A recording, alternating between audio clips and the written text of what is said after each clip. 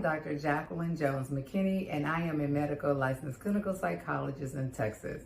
Today on Purpose, Power, and Praise, words spoken from the Black Couch of Dr. McKinney, we're going to talk about something very serious, and that is grieving.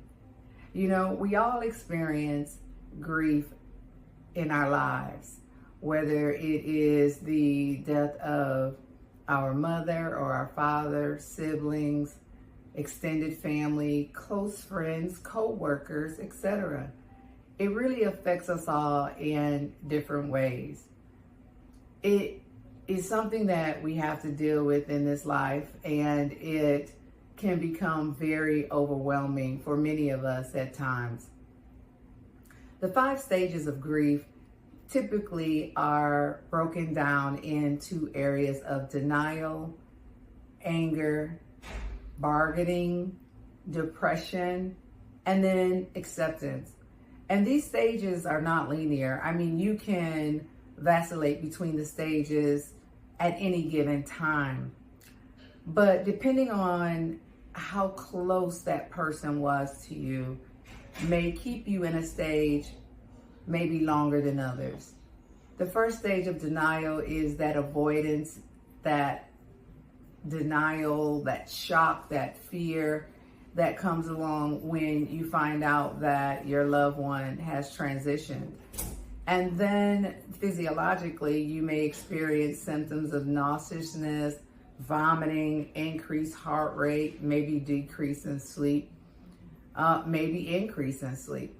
Those are some of the things that you may experience in that particular stage. And then there's the anger stage where you're frustrated, you're agitated, you're irritable, you're anxious. And in this stage, you may be angry at yourself. Maybe you felt like you should be able to save them.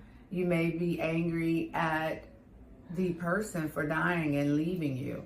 You might even be angry with God or a higher power. So in this stage, you find yourself just being exceptionally angry. The next stage might be bargaining, struggling to find meaning of why this is happening, reaching out to everyone, trying to tell your story or trying to research why this particular life stage is even a part of our life stage. Or lifespan, trying to really figure it out and understand how you could have been preventing this from happening. The next stage is depression. Feeling helpless, feeling hopeless, feeling like you can't move on or go on because the person is now gone.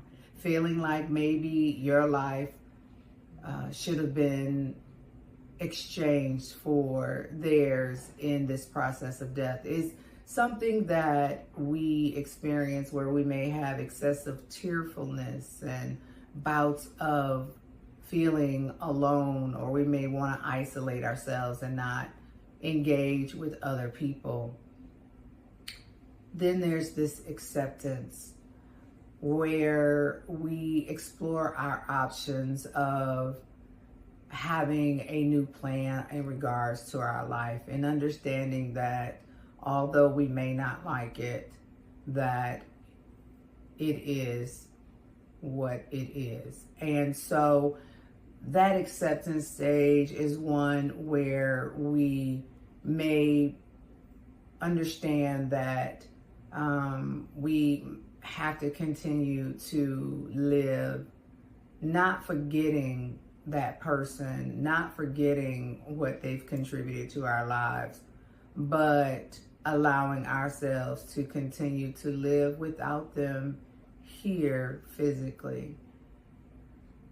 There are times where you'll go back to certain stages as you experience these symptoms and stages of grief.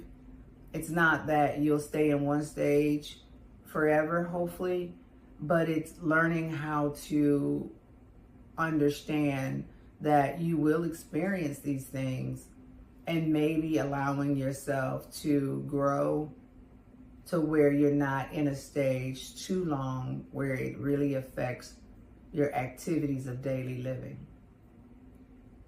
No one likes to lose someone who is close to us.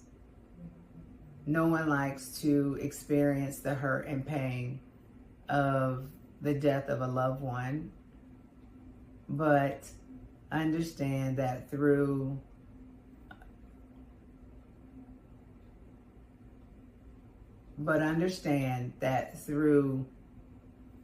processing your grief and allowing yourself to grieve, things will get better in time.